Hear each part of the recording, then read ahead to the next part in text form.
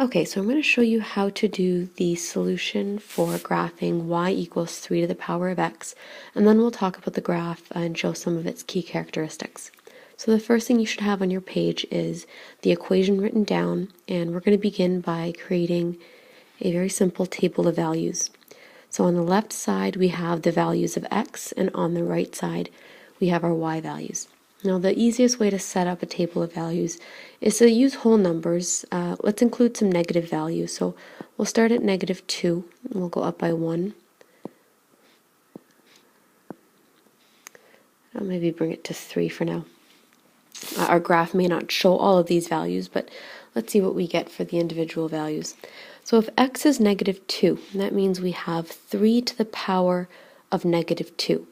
Well, 3 to the power of -2, if we write that down, is the same thing as writing 1 over 3 to the power of 2, which is simply 1 over 9.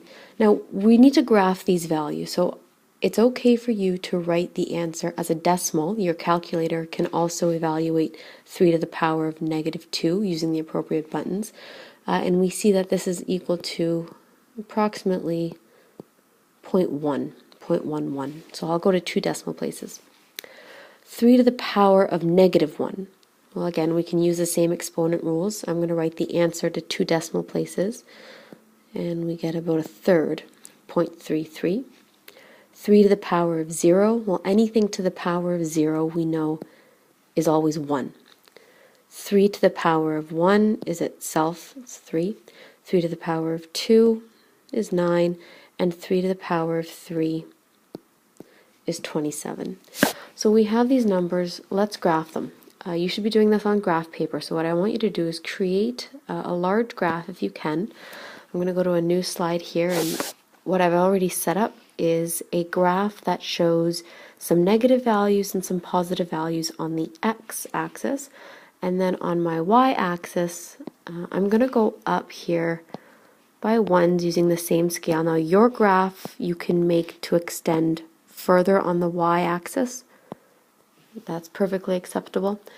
For now, I'm going to leave my graph like this, and there's y. So let's graph as many values as we can. We'll do this in red.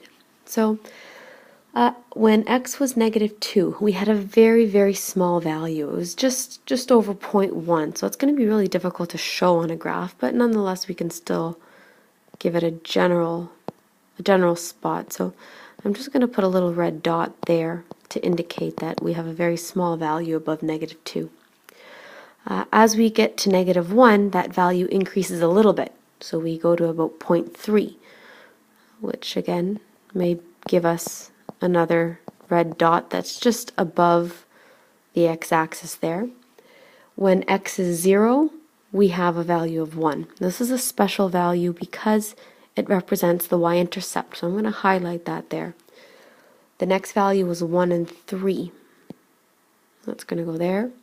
And then we had 2, 9. Well, that's obviously going to shoot up on my graph here. I don't have enough room to plot the 9 or the 27, but again, you can make your graph so that you can reach those high values. I'm going to connect these dots now using a smooth curve, as we've seen in the other examples from 4.2. And starting here, I'm going to pass through those points, and this is going to extend up. I'm going to use a little arrowhead there, and it will keep going to infinity as long as my x values keep getting bigger. So now let's look at these questions we have to answer. The y-intercept, well, that was obvious because that occurs when x is 0. So the y-intercept is 0, 1. This is our starting point. Sometimes we call this the initial value or the starting value of our function, and we're going to do many application problems with exponential functions where this number is very important. So that's why I sort of tried to make that point bigger on the graph. The x-intercept. Well, we don't have an x-intercept. This red curve, if we think about what's happening to this red curve as we look towards the left. Now, I don't have room to draw it, and probably you won't either, but if we continue this red line further and further towards the left, it's going to become ever so close to the x-axis, but it will never touch it. It'll never cross the x-axis. So we actually don't have one.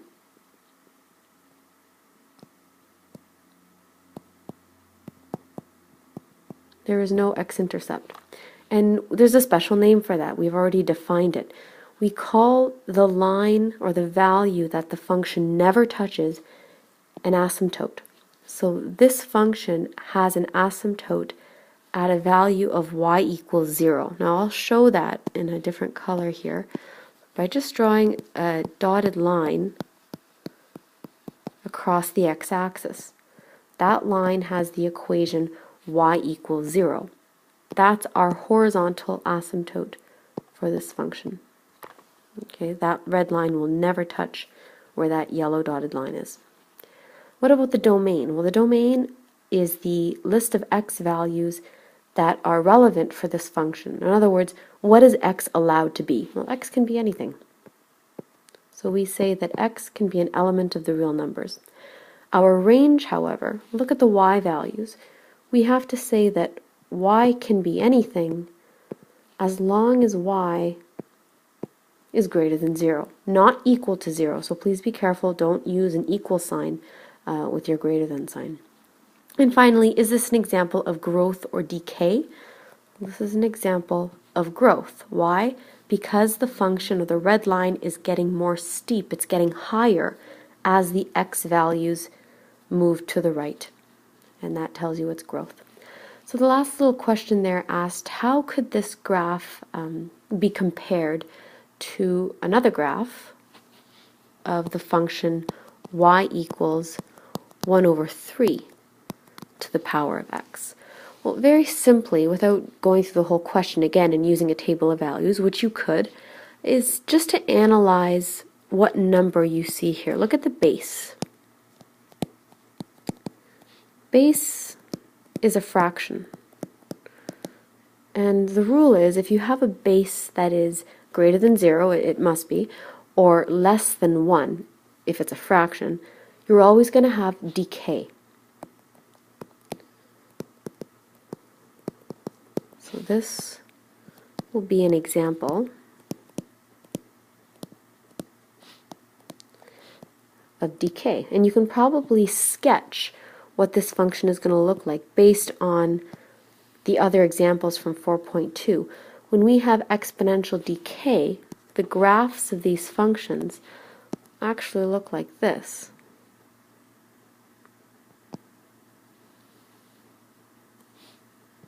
Right, where the line gets smaller and smaller, or closer and closer to 0 as the x values increase. Now remember, when x is 0, we still have a y-intercept there of 1. But this is going to be decay because the base is a fraction. So you should always be asking yourself that. If the base is a number greater than 1, then you will have growth. If the base is a fraction, you will have exponential decay, and the graph will look something like this.